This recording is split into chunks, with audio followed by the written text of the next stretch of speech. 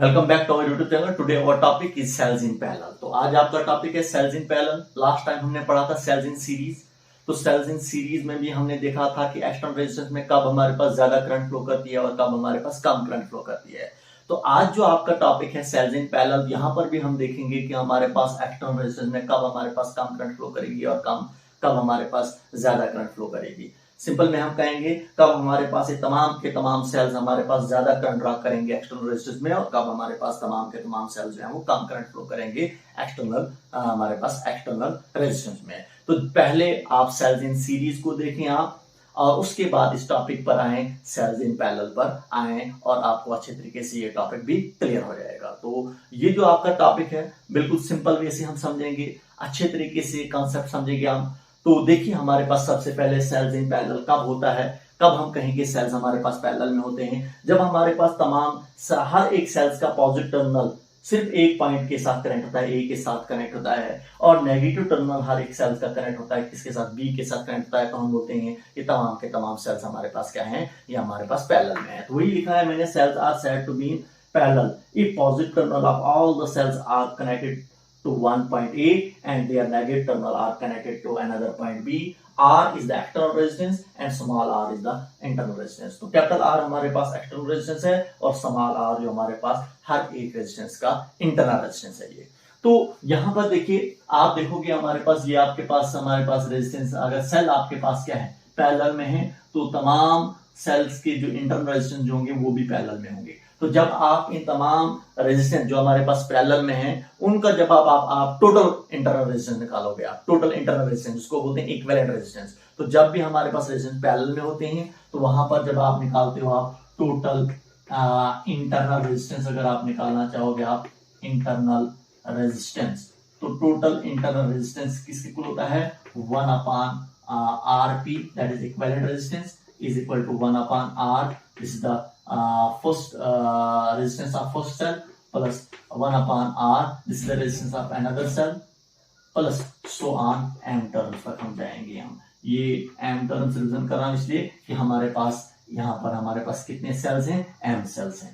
तो ये आपके पास निकालते हो आप, जब आपने रेजिस्टेंस सीरीज में पढ़ा था कि अगर आपके पास रेजिस्टेंस पैरेलल में होते हैं तो वहां पर कैसे आप इक्विवेलेंट रेजिस्टेंस निकालते हो आप। तो reciprocal of equivalent resistance whenever the resistance are connected in parallel, तो ये आपके पास क्या है, इक्विवेलेंट रेजिस्टेंस है या टोटल रेजिस्टेंस हम कहेंगे।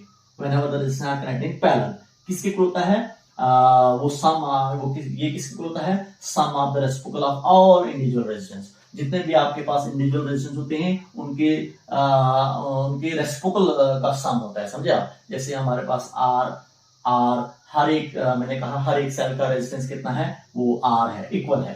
तो ये पहले सेल का रेजिस्टेंस 1/R प्लस और ये दूसरे सेल का रेजिस्टेंस 1/R, इसी तरीके से m टर्म तक हम जाएंगे। इसी को इन जनरल फॉर्म में लिखेंगे हम, तो 1/RP इज इक्वल टू सीधे लिखेंगे हम m डिवाइडेड बाय r, क्योंकि m रिप्रेजेंट करेगा नंबर ऑफ सेल्स या नंबर ऑफ रेजिस्टेंस हम कहेंगे हम, internal resistance divided by r। तो यहां से आप निकाल सकते हो, आप Rp की वैल्यू निकालोगे आप, Rp क्या है, टोटल इंटरनल रेजिस्टेंस भी कह सकते हो आप, या टोटल इक्विवेलेंट रेजिस्टेंस भी आप कह सकते हो आप। तो जब Rp की वैल्यू निकालोगे आप, इसका रेसिप्रोकल होगा तो आगे वाले का भी रेसिप्रोकल होगा। तो Rp किस इक्वल आएगा आपके पास, Rp will be equal to R/M के इक्वल आएगा, क्योंकि इसका भी रेसिप्रोकल होगा, R ऊपर आएगा और M नीचे आएगा। ये आपने क्या निकाला, टोटल इंटरनल रेजिस्टेंस निकाला, R डिवाइडेड बाय M। अब आप निकालना चाहोगे आप total resistance of circuit, total resistance of circuit, अगर पूरे सर्किट का टोटल रेजिस्टेंस निकालना चाहोगे आप, तो एक्सटर्नल रेजिस्टेंस आपके पास कितना है, R, और इंटरनल रेजिस्टेंस आपके पास कितना है, R divide by M, R divide by M। इसका क्या करोगे आप, क्रॉस मल्टीप्लिकेशन करोगे आप, M इंटू R हो गया MR plus this R divided by M, क्योंकि क्रॉस मल्टीप्लिकेशन करोगे ऐसे आप, तो आपके पास क्या आएगा, MR plus R divided by M आएगा। ये जो आपने निकाला, this is the total resistance of this whole circuit, पूरे रेजिस्टेंस का, पूरे सर्किट का रेजिस्टेंस आपने निकाला। इसके बाद अगर आप निकालना चाहोगे आप हमारे पास टोटल ईएमएफ, टोटल ईएमएफ कितना होगा आपके पास, टोटल ईएमएफ पूरे सर्किट का टोटल ईएमएफ, जितने भी सेल्स हैं उनका टोटल ईएमएफ कितना होगा। टोटल ईएमएफ हमारे पास कितना होगा, that is equal to the EMF of one single cell.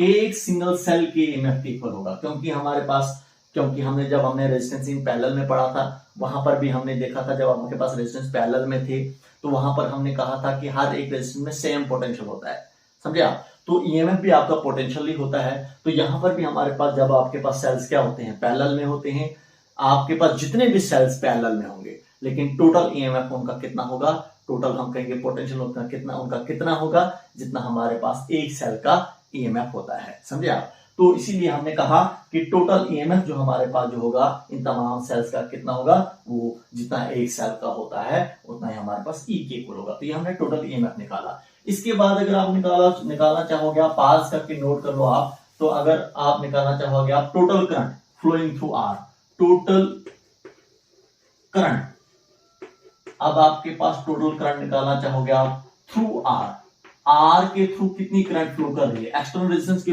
Through कितनी टोटल करंट फ्लो कर रही है।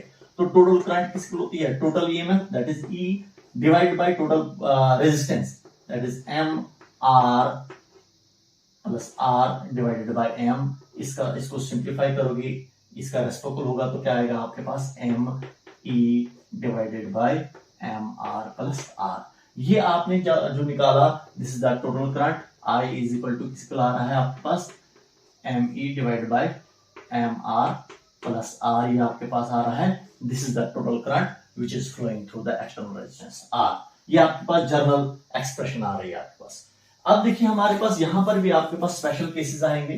पहला स्पेशल केस ले लेंगे हम, केस फर्स्ट जब हम ले लेंगे, जब आपके पास एक्सटर्नल रेजिस्टेंस बड़ा होगा इंटरनल रेजिस्टेंस से, when R is greater than small are.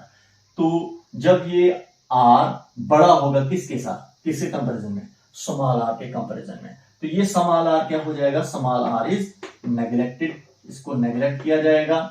जब इसको नेग्लेक्ट किया जाएगा स्मॉल आर को, तो ये अब इक्वेशंस क्या बनेगी आपके पास, I is equal to M E divided by, क्योंकि आपके पास ये आर स्मॉल आर नेग्लेक्ट हो जाएगा, तो आपके पास ये एम आर रहेगा, M get cancelled, you get I is equal to E divide by R. इसका मतलब यहाँ पर कम करंट, मिनिमम करंट फ्लो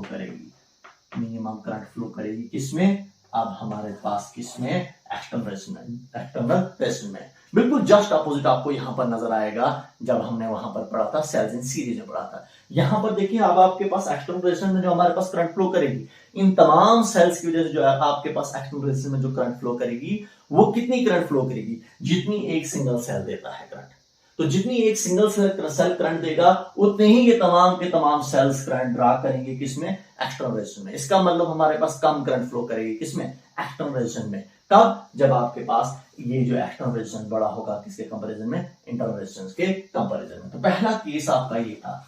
दूसरा केस हमारे पास, सेकंड केस आपके पास क्या है, सेकंड केस में हमारे पास केस सेकंड हम जब जाएंगे, सेकंड केस में हम जब जाएंगे, जब आपके पास स्मॉल आर बड़ा होगा हमारे पास कैपिटल आर से, इसका मतलब कैपिटल आर जो है वो क्या हो जाएगा, वो नेग्लेक्ट हो जाएगा। नेग्लेक्ट करेंगे हम किसको, कैपिटल आर को। जब आपके पास इंटरनल रेजिस्टेंस बड़ा होगा एक्सटर्नल रेजिस्टेंस के कंपैरिजन में, तो ये आपके पास जनरल एक्सप्रेशन है, ये क्या बनेगी, I is equal to M E.